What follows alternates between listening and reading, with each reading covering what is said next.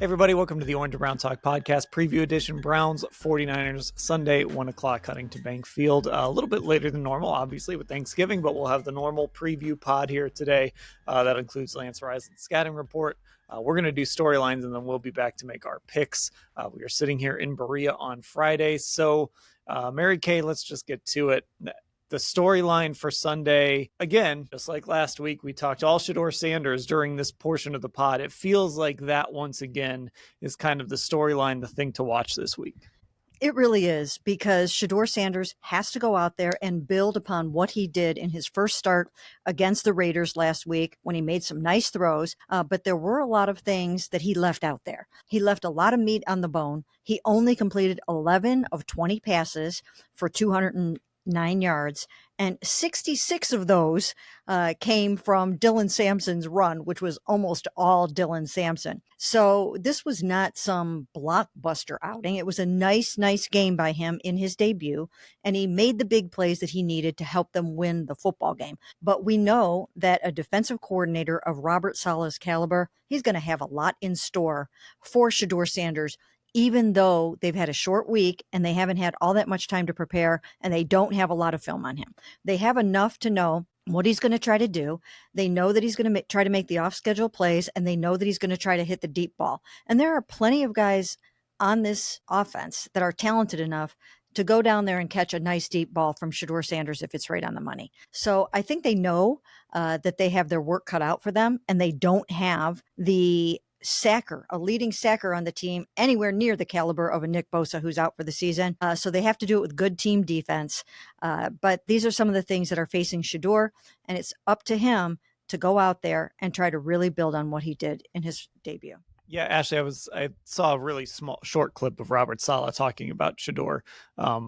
I don't know if it was Thursday, I don't know, whatever day he talked. And one of the things he really emphasized, like he said, look, we only have a game and a half of film on him right now. I'm sure they're going back and watching Colorado film and whatever, but we only have a game and a half of film. But one of the points he did make was how good he is out of structure, which again, we saw that at Colorado. We saw that especially last week. The big plays he made that, weren't the Dylan Sampson play, the Bond play, the Judy play, those were outside of structure. So I'm sure that's been a big point of emphasis this week is let's do everything we can to make sure we kind of hem Shedeur Sanders into the pocket and make him sit there and see if he can read this, see if he can pick us apart in the pocket and not let him get out. And if he does get out, don't let somebody run behind you like the Raiders did Isaiah Bond. Yeah, I'm kind of fascinated by that part of game planning for him, because it is, I think, more difficult when it's somebody like Shedeur who is so good on the unplanned side of things with this offense.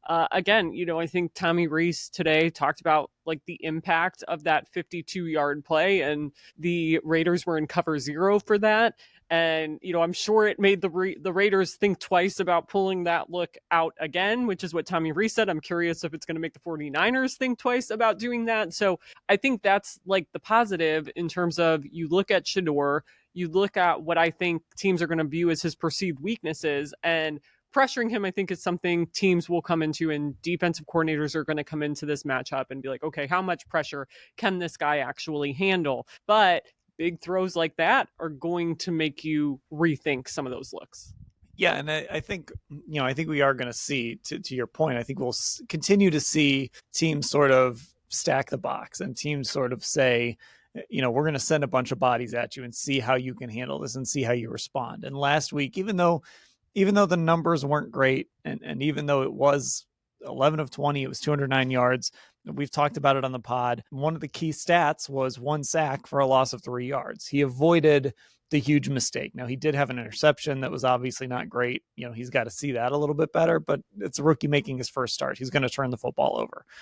He avoided the huge mistake. And so, Mary Kay, I think that's going to be one of the keys for him in a game where the weather's not going to be good. There probably aren't going to be a lot of points. San Francisco doesn't sack you a ton. Their defense isn't putting up great stats, although I think they're better than their numbers indicate. It's just don't make that big mistake, because on the other side, you've got a defense that can get you the ball back and get you the ball back quickly. That's right. And so he was intercepted once by the Raiders, and he was almost intercepted another time. And these are the kinds of things that he's going to have to be very, very careful about, because these guys are going to be looking to force him to make mistakes. I'm sure that Robert Saleh has a plan for how to rattle a rookie quarterback. Defensive coordinators love to go against rookie quarterbacks and confuse the heck out of them. So they'll disguise coverages. And as Kevin Stefanski noted, this defense will be relentless. And so that's what to watch for. But without a Nick Bosa and without a Fred Warner, they don't pack that star power. They don't have someone that you have to double and that you have to triple and that you have to chip and that you've got to worry about him on every single play, even the way they had to worry about Max Crosby last week. They knew that if they could settle down Max Crosby and kind of mitigate him, that they would have a good chance of winning the football game. And there's not a guy like that they have to worry about. So we'll have to see what the plan is for Robert Saleh, and if Bryce Huff, who is their leading sacker with only 4 sacks, can step up and try to get the job done. But it'll be very interesting to see what Shedeur can do now that a team is really looking for those deep balls, right? Now they know they have to look for it. When you have that 52-yarder to Bond on film, you have to account for that kind of thing. And so they will be looking for that, not to just Isaiah Bond, but to Sed, maybe to Jerry, maybe to David, now that he's more removed from his knee injury and should be able to contribute a little bit more. But these are some of the things that Saleh is going to be trying to take away, is that deeper ball. And I don't know if they have to double anybody downfield or whatever, but that's going to be their priority. Okay, Ashley, what are you watching for on Sunday? Yeah, well, let's flip it over to the other side of things, because Dan, you and I were talking on Wednesday, and I'm like, 2 years ago when they played the 49ers, wasn't there some kind of crazy Jim Schwartz stat? And we went back and found it. So basically, it's the Browns defense, and specifically Jim Schwartz's career record against Kyle Shanahan offenses. So these guys have faced one another as head coaches, as coordinators, and Jim Schwartz has an 8-1 edge in this matchup. And, he talked today about the players obviously have to go out there and perform. But again, I mean, it is just kind of remarkable the way he's kept this defense fighting, despite the fact that they've been continuously, I would say, let down by their offense and special teams this season. So the Browns come into this one with the number 2 defense in terms of total yards allowed at 273. The Niners have the 10th ranked offense at 348.6 yards per game. The Browns have the second best pass defense in the NFL right now, allowing 170.7 yards per game. And the 49ers have the third best passing offense, which is interesting when you consider Brock Purdy has missed 8 games due to the turf toe injury that he suffered in week 1. Christian McCaffrey in the top 10 in both rushing yards in the NFL with 796 and 10th in receiving yards with 785. So this is, Jim Schwartz doesn't like the phrase chess match in this matchup. I know that. He thinks it's all about the players, but there is a little bit of a chess match element going on here, I think, especially knowing that the Browns just watched Brock Purdy throw 3 first half interceptions against the Panthers, the 49ers coming off a short week, and have to figure out a way to try to stop Myles Garrett. And I mean, one of the premier matchups, obviously, Myles Garrett versus Trent Williams, 2 future Hall of Famers at this point, and we know how much Myles loves these matchups, but really curious to see if Jim Schwartz can keep his streak against Kyle Shanahan offenses going. Yeah, and I think this is a really fascinating matchup because I've just been thinking, one of the stories of the early part of the season was teams getting the ball out quickly. And that really stood out when they played Pittsburgh coming back from London. Aaron Rodgers was rolling away from Myles Garrett, and that ball was coming out super quick. He was not holding the ball, and the Browns were getting a steady diet of that. And then they started to play a bunch of teams, probably starting with the New England game. They started to play a bunch of teams where the ball didn't come out as quickly. So you got Drake May, you've got Justin Fields. Last week you had Geno Smith. So they were playing teams, Lamar Jackson, right? He doesn't get rid of the ball quickly. So they've played a bunch of teams that don't scheme it out quickly. They have quarterbacks that don't get rid of the ball quickly. For those on the Myles Garrett sack watch, They've got 2 quarterbacks coming up here in the next 2 weeks that don't get the ball out quickly. So this week might be different, Mary Kay, and that's what I'm really interested in. This is the first time in a little while that they're playing one of these kind of a West Coast based system. Brock Purdy is a guy that when he's at his best is getting the ball out in rhythm, on time, they're going to get it out to Christian McCaffrey in a hurry. They're going to get it out to George Kittle in a hurry.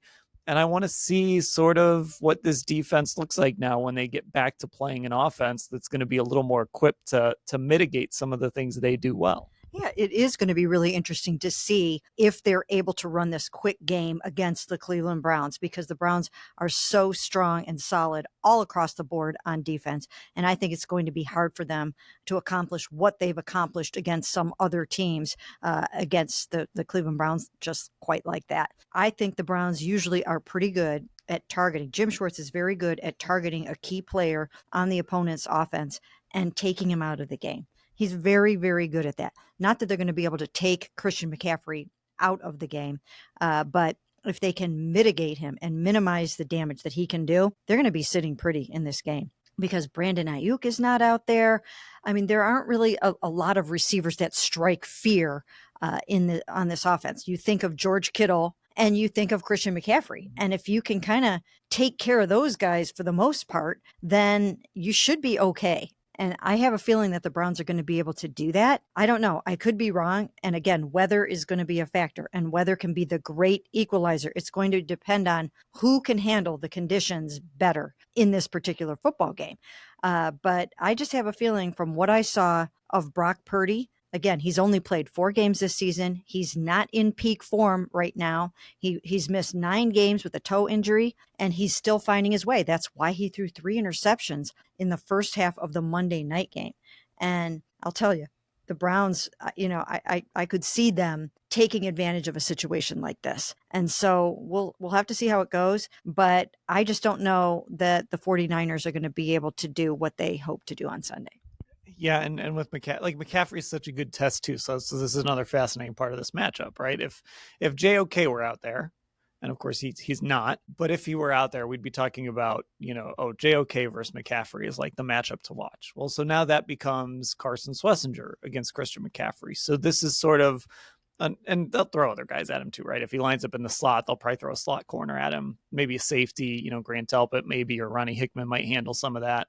So they'll throw different bodies at him. But another part of this matchup, Ashley, this is kind of another interesting test for Carson Schlesinger. He sort of has passed the Lamar Jackson test. He's passed some other tests. Now there's going to be some situations where it's like, all right, Kyle Shanahan used all this motion, got the matchup he wanted against you. How are you going to hold up against a guy like Christian McCaffrey now? Yeah, it is going to be a big test, but I have a feeling Carson Schlesinger is going to fare pretty well in it, based on everything we've seen from him, based on how quickly the game has come to him, based on how quickly he recognizes what he's seeing out there when he's calling the defense. And, Jim Schwartz talked about that last week. So if Carson Schlesinger does do well, I do think that is going to be a big part of the reason why he plays so cerebrally, especially for a rookie. And in the role he's in, he has the athleticism and this relentless drive on top of it. It's like the perfect mixture of what you need to stop a guy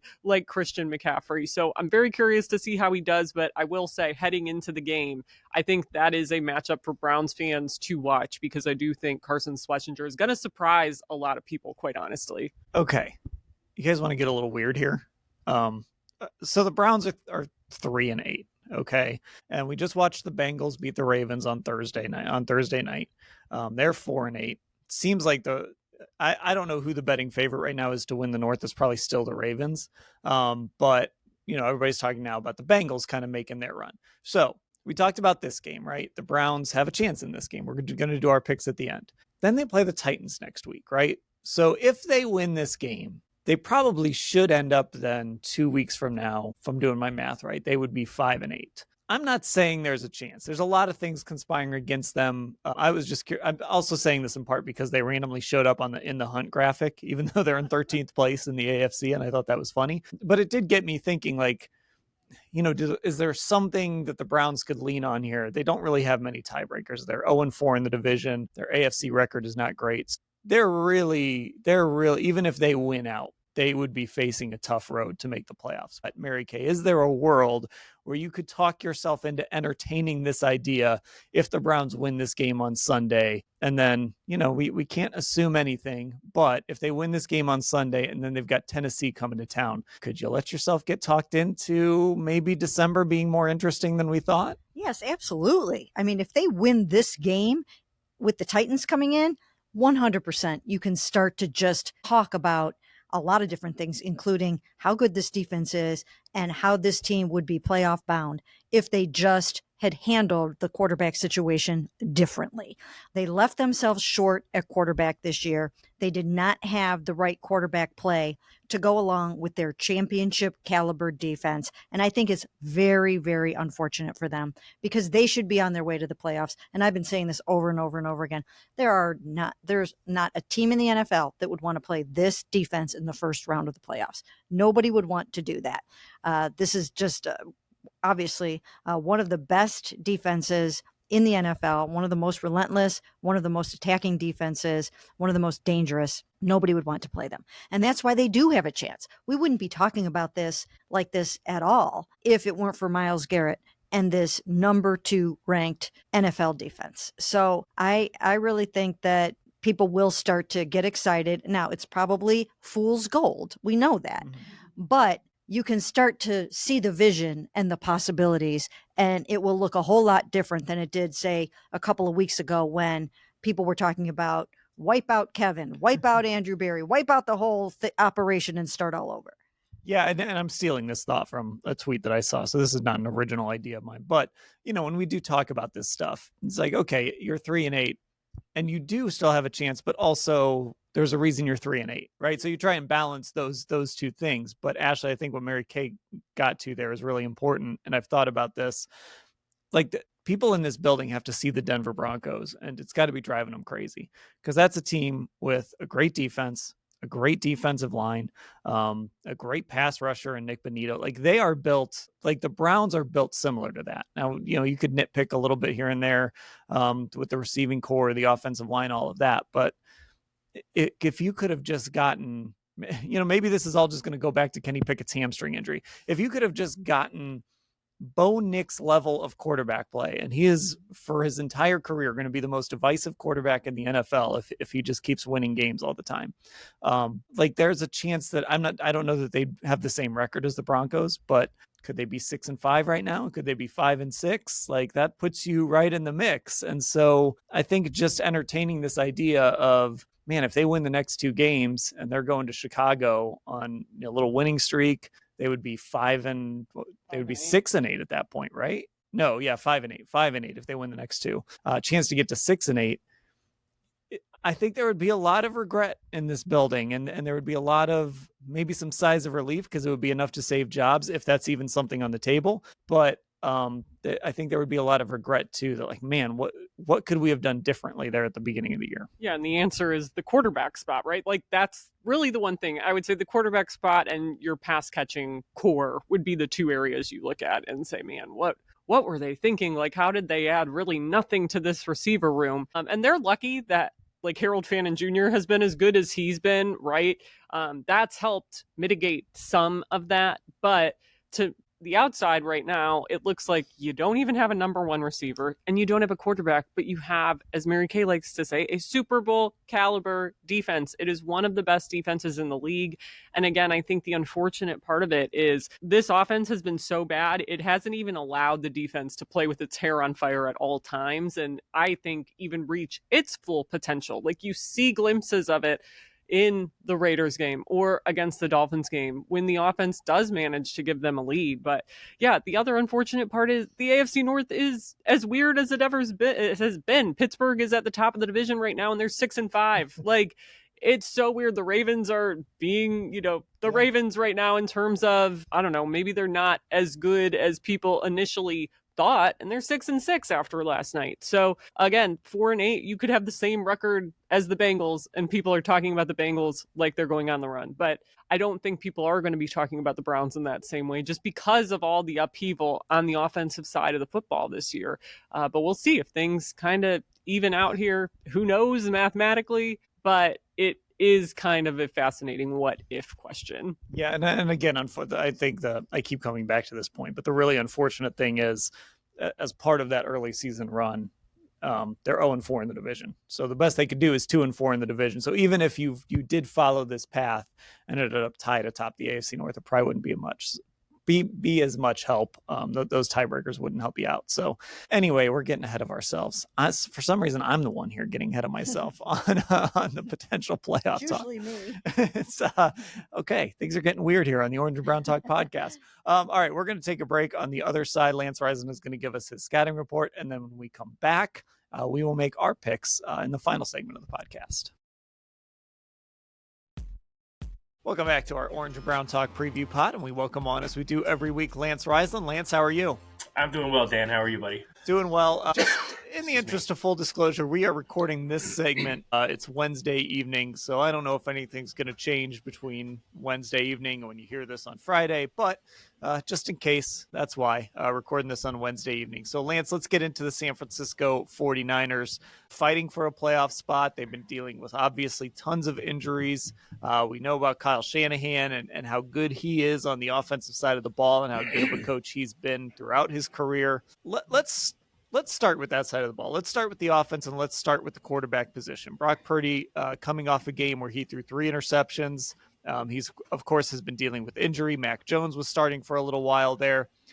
In his limited opportunities, what have you seen from Brock Purdy? Brock Purdy fits this scheme really, really well. His ability to kind of diagnose what he's seeing with all the movement and shifts that Kyle Shanahan does. No one moves more than Kyle Shanahan. No one shifts, runs pre and post snap, pre-snap motion, slow, fast, orbit, yo-yo. Every motion that you can think of, they do it. And it's all to try to create a really clean picture for the quarterback. Purdy's not, once again, like a lot of quarterbacks, Purdy's not on time with the football. He doesn't have an elite arm, so he's got to make sure he's on time because then his ball becomes easily picked off, which we're seeing. He's late right now on film. That's what I see him. He's late and kind of diagnosing what he's seeing. And he's throwing to open receivers, not opening them up by the throw. And there's a big difference because in the NFL, when they're open, by the time the ball gets there, they're not. So you got to anticipate those things, which is something he's been great at. Really good tight end, obviously. Really good tailback. They got some pieces. One of the best tackles ever. One of the most fun breakdowns ever. The tackle is Travis Williams is incredible. Just a quarterback that is struggling with his rhythm, pace, and timing. And I think it has to do with him being out so long. So let's talk about some of those weapons he has. And we got to start, of course, with Christian McCaffrey. And, I think what's interesting about this now, Jim Schwartz has had a lot of success against Kyle Shanahan in his career. But I do think what's interesting about this matchup is the idea of there's some, like the 49ers strike me as a team that we've seen this in the past can maybe take advantage of some things that, some of that over-aggression by the Browns defense. Now, I'm also thinking about how the Browns handled Miami and Devin Achane. And of course, Alex Wright played in that game and he did a great job on a lot of those little quick screens, things like that. But what sort of problems, this is such a simple question because I think people sort of know, but like when you watch Christian McCaffrey, what makes him, what he's going to do, the things he's good at. Why is he one of those guys that it just doesn't matter? He's going to be able to figure it out anyway. Well, he's a guy I actually think he's one of the few guys when they say, guys are flexible. I actually think he could be a legit true wideout. He runs really good routes from out there. Excuse me. So I think he can be a legit wideout. So inside, when you talk about like what problems he gives, and especially what problems he gives the Browns, is that the Browns are in a lot of man coverage and him matched up against everybody. Besides, JOK, who's not available, is a tough matchup. Even though Schlesinger has great wheels and ability to stop and start and sudden area burst and all that kind of things we talk about, JOK was a really good matchup. Now, Schwartz has had really good success against this offense because he doesn't let the offense dictate what he's going to do. So if you watch the 49ers, they run all these motions and all these shifts, and defenses try to like kind of align to it and try to like make sure they're perfectly aligned, where Schwartz keeps it simple. They get lined up, they're sound, and they just play. And that kind of hurts this offense. But I think McCaffrey, they'll stop the run. They've proven they can do that against anybody. I think they're going to try to isolate him on backs, get him on Schlesinger, or get him on Bush, or get him on Delpit, because that's where he can be really dynamic and really hard to stop. is when he's in the slot or runs those Texas routes out of the backfield. That's where he's their leading receiver, leading rusher, and he's really, really good out of the backfield. But you can also split him out. So I get it. They split him out, run motion. You can dictate. He does such a good job of creating that. Is it man? Is it zone? He's as good as it gets because of his versatility, both in the run game and in the pass game. And I think one of the problems is, so they have McCaffrey and they have Kittle, right? And just simplistically, I look at it like, man, it feels like Carson Schlesinger could match up with one of those guys.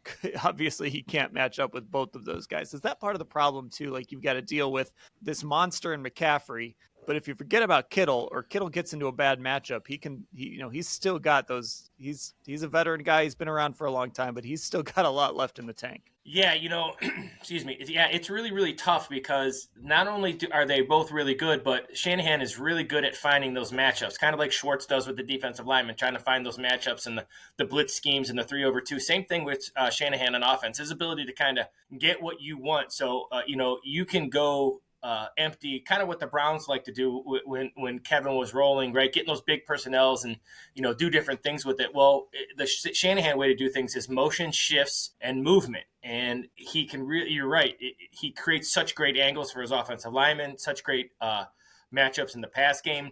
But yeah, they have two guys who are arguably top of their position. So it makes it really, really tough when you focus in on one. I think what they got to do is they got to make Brock Purdy, they got to make him one-dimensional. And I think that's their best chance because I don't know if Purdy can beat you in this weather and just how he's playing. So that's what I like about Jim Schwartz. And I think that's why he's had success. He didn't care what Shanahan does because everybody always goes, all this motion. If you look back, Schwartz doesn't do much. He just lines up and plays. And I think that's the way to go. And that's why he's had so much success. But yeah, those two guys are top 5 guys at their position. So you'd hate that, and that's really where the Browns, if they have any struggles on defense, it would be those matchups in the slot with Delpit, Hickman, Schlesinger, Diabate, any of those guys, really good cover guys, but these are elite guys and really hard to cover. What about their other weapons? I know obviously they've had some injuries. There's this whole Brandon Ayuk situation, so he's not really in the mix. What do they have on the outside to go with McCaffrey and Kittle? Well, they got Jennings, Purcell, and Robinson. I like Jennings. I think Jennings has done a really nice job. He kind of reminds me of Jerry Jeudy when Jerry Judy's playing really well. His ability to play slot, play outside. He does a lot with their motion. He does a lot with finding Matt. He's the kind of, if you find him, he's the guy who will be doing lots of movement, lots of formation flexibility. Purcell's a guy that they like to run jet sweeps with. They like to use him a lot in motion. His motion to me, where Jennings' motion is kind of get open. Purcell's motion is to kind of see what the defense is doing for the rest of his guys. He's not the primary. And then Juszczyk is the guy who really, when they go 21 personnel with Juszczyk and Kittle, now you can get in those empty sets, and he's really talented out of the backfield too. So it's a matter of finding those matchups, very similar to what the Browns try to do on defense. So it'll be a good matchup. One that Schwartz has kind of dominated just because he doesn't allow Shanahan. He kind of says, go ahead and do all the window dressing. We're not paying attention to it. And, as good as Jennings is and Robinson, they're kind of products of the motion, the shifts, and all of a sudden they get a great matchup and they win. So that doesn't happen with the Browns. I don't see the Browns. I see them being in a lot of man and just saying, you're going to have to beat us on what we do. And this is a different Browns team, especially with those interior guys. This is a different Browns defense. This is really a good defense. And then inside, Puny and those guys are very, very average. Their guards and center are not very good right now. On the defensive side of the ball, obviously they're missing some huge pieces. Nick Bosa, Fred Warner, I think is when he's healthy, he's the best linebacker in football. They don't have a ton of sacks, but are they creating pressure? Yeah, they create a lot of pressure. Obviously, their defensive coordinator, he does a fantastic job of kind of showing a pre-snap scene and then a post-snap. So that's kind of the thing that the Browns have to and Sanders has to work on this week is that what he sees pre-snap and what he sees post-snap is about as different as it gets, for what they've seen in the last 4 or 5 weeks. They're going to get a lot of, I posted today a tweet on the high-lows that the Browns like to run. Well, he's going to rob those, and that safety is going to kind of, is going to kind of sit in there and make them go somewhere else. He's going to make Sanders hold the ball and get to that second, third progression. Yeah, and then Huff creates really good pressure inside. Bethune's their leading tackler. He's tough. He's undersized, but he's real tough. Mustafa's a pretty good safety. He's a guy who likes to play down in the box. He can, he'll be the guy who robbed. Mustafa's going to remind a lot of people of Delpit with his toughness inside, and he kind of plays like Delpit and Hickman now. I think Hickman's done a great job. But yeah, really kind of, Saleh's a guy who does it with scheme. He does it with, I think he's fantastic when you watch his stuff, Dan, on being different from pre to post snap, which worries me with a young quarterback. I don't care who the young quarterback is. That's really tough because in the NFL, they're so good at getting to where they need to be because of their elite athleticism. A lot of pre to post snap differences Sanders is going to see. If you see an interception, it'll be because they robbed it with Mustafa inside, taking away the high lows and things like that. So it'll be an interesting chess match between Reese and Saleh. So how do you think Reese should attack this defense? Well, I think you got to run right at him. One thing, well, without Fred Warner, they're not getting lined up like they normally do. The linebackers are undersized. They're 6'1", 5'11". So you got to run right at these guys. Interior wise, they're just okay. Everybody up there wants to rush the passer, but they're not real good inside. They're not real heavy. They don't play real stout at the point of attack. So I think the Browns can get the run game going, which would be the best thing for the pass game. But I think you got to stay balanced. I think you got to get the run game going. So you have to limit the amount of post-snap movement because that was what messes up all quarterbacks up, that post-snap movement. So if you're running the ball well, they won't that safety won't necessarily stem down the box. He's going to start in the box because they're going to have to stop the run. So the best thing the Browns can do, in my opinion, is get the run game going, get it going early. And if you can get it going early, then you can take a couple play action shots on first down. The best, without question, the best time to throw the ball against this 49ers defense is first down. He had, from his days at the Jets, he going way back on first down, he is going to put 15 in the box. His goal is to always get to second and long, third and long, and you can take some shots on first down against him, even back when this Jets days. So I look for the Browns early on if the weather is okay, maybe to take some early shots to try to loosen that box up. Okay, yes, as always, you get to make the first pick of the week. Browns 49ers Sunday at Huntington Bank Field. Weather a little bit iffy for this game as of right now. What's your pick for this one? Well, I think, once again, I'm all about matchups, and inside the guards and center do not match up with this Browns defense. I think the Browns have a little bit momentum, and I think the weather plays a part of it, but I think the Browns are going to win this one. I really do, and I got them 21-13. Okay, there we go. That is Lance Reisland, his scouting report and his pick for Sunday. We're going to take a break here on the Orange and Brown Talk Preview Podcast. When we come back, Mary Kay and Ashley will rejoin me, and we will make our picks for Sunday's game. Lance, as always, thanks for the time. Absolutely. Thanks for having me. I'm back on the Orange and Brown Talk Podcast. Thanks to Lance for that scouting report on the 49ers. All right, let's get to it. Let's make our picks. We actually just did our video not that long ago making our picks, so those are fresh in our minds. We'll just go in the same order we went in on the video. Ashley, lead us off. Well, I think I remember the score I picked. I definitely remember the team that I picked. But look, I think this week has just felt weird. It feels like one of those games a lot of people are going to be fading the Browns, and I don't know if that's the right call. We've kind of talked about all the key guys they're either missing or, in the case of Brock Purdy, have been playing through injuries or things like that. So this is not a 49ers team with all of their defensive stars. They're missing one of their key pass catchers. Yes, they still have Christian McCaffrey, but I come into this week thinking about this Jim Schwartz defense versus obviously a Kyle Shanahan offense and how much success they've had. I think about it being a bad weather game. I think about a West Coast team coming in on still a short week and playing at 10 a.m. West Coast time or whatever it is. So I am picking the Browns in this game. I think this is just, at the end of the day, going to be a lot like that 2023 game where it was ugly. No one expected them to win with PJ Walker. A rookie kicker missed what would have been a game-winning field goal for San Fran at the end of that game, and the Browns won 19-17. So I'm going to go similar score. I think this is what I picked in the video. Cleveland 17, 49ers 13. Okay. I mentioned this in the video. I have some regrets still from 2023.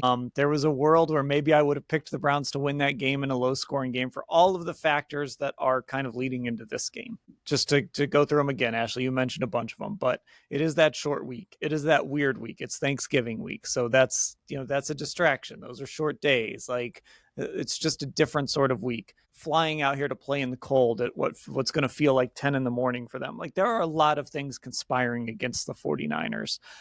And I feel like I've said this 100 times. It would not shock me if the Cleveland Browns won this football game. And I don't feel super confident in picking against the Cleveland Browns in this game, but for whatever reason, I don't know. I just feel like the 49ers will do just enough to win this game. And I still need to, I guess with Shedeur Sanders, I still need to kind of have that trust built up that when somebody makes adjustments and they do take away some of those things he did against the Raiders, what's it going to look like? Is it going to look like it did against the Ravens? Is he going to figure it out?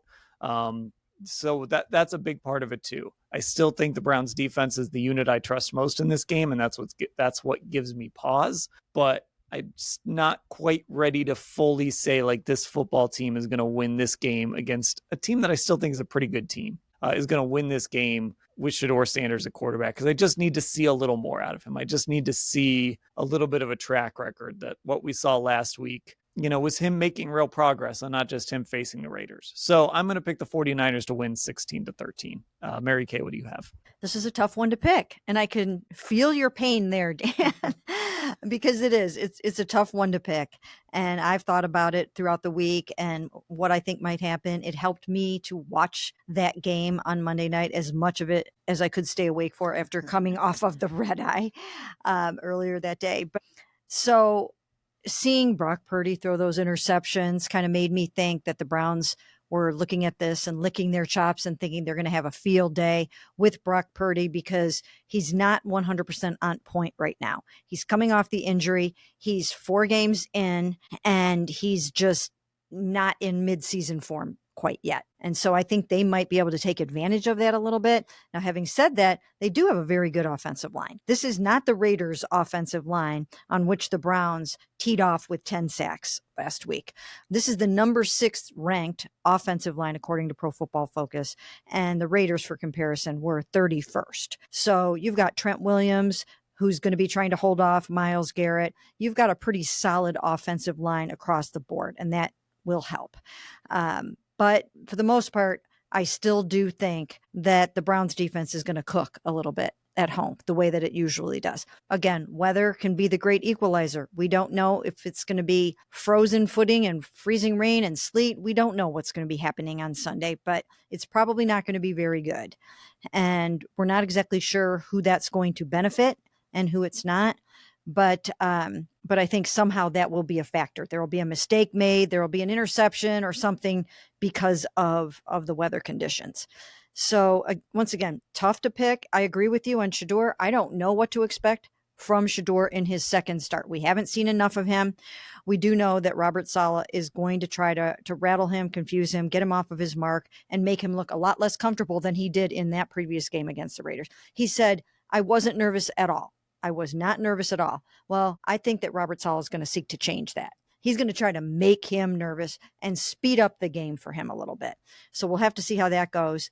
But I think he's going to hit a couple of those long shots. He's got so much confidence in his accuracy that I think, once again, he's going to hit some of those deeper shots. So for those reasons, I'm picking the Browns 20-19. All right, there we go. We'll cover it all at cleveland.com/Browns. You can find our Instagram, Orange and Brown Talk, our Twitter, Orange Brown Talk. Our YouTube is Cleveland Browns on cleveland.com. And make sure you get subscribed on this pod on Apple Podcasts and to Spotify. You heard from Lance earlier with the scouting report from Mary Kay and Ashley. I'm Dan. Thanks for listening, everybody.